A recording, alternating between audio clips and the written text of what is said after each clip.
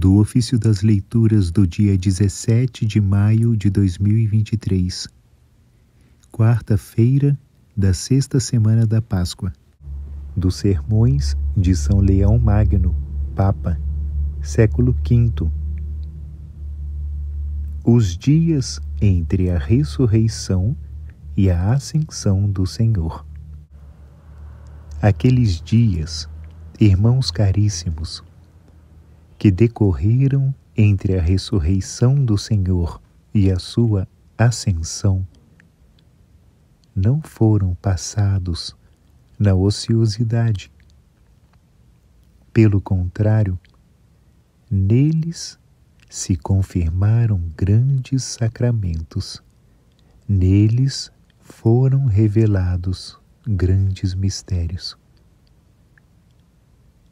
No decorrer destes dias, foi afastado o medo da morte cruel e proclamada a imortalidade, não só da alma, mas também do corpo. Nestes dias, mediante o sopro do Senhor, todos os apóstolos receberam o Espírito Santo. Nestes dias, foi confiado ao apóstolo São Pedro, mais que a todos os outros, o cuidado do rebanho do Senhor, depois de ter recebido as chaves do reino. Durante esses dias, o Senhor juntou-se como terceiro companheiro a 2 discípulos que iam de viagem, e para dissipar todas as trevas das nossas dúvidas, repreendeu a lentidão de espírito desses homens cheios de medo e pavor.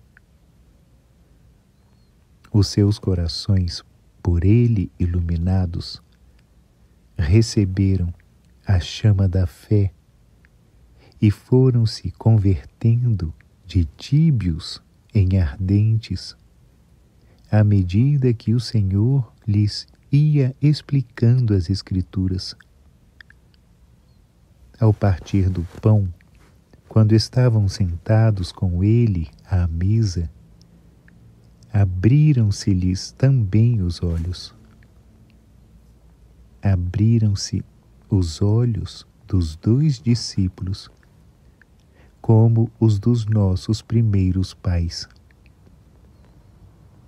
Mas quanto mais felizes foram os olhos dos 2 discípulos ante a glorificação da própria natureza manifestada em Cristo, do que os olhos dos nossos primeiros pais ante a vergonha da própria prevaricação. Portanto, irmãos caríssimos, durante todo este tempo, decorrido entre a ressurreição do Senhor e a sua ascensão, a providência de Deus esforçou-se por ensinar e insinuar, não só nos olhos, mas também nos corações dos seus, que a ressurreição do Senhor Jesus Cristo era tão real como o seu nascimento, paixão e morte.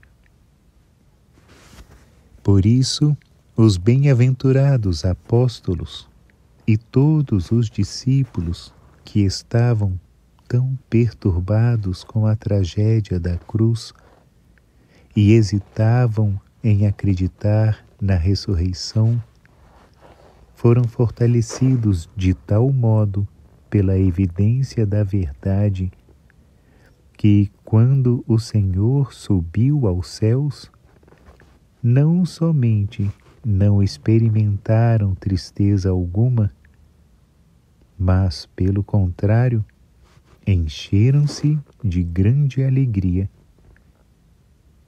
E era verdadeiramente grande e inefável a causa da sua alegria.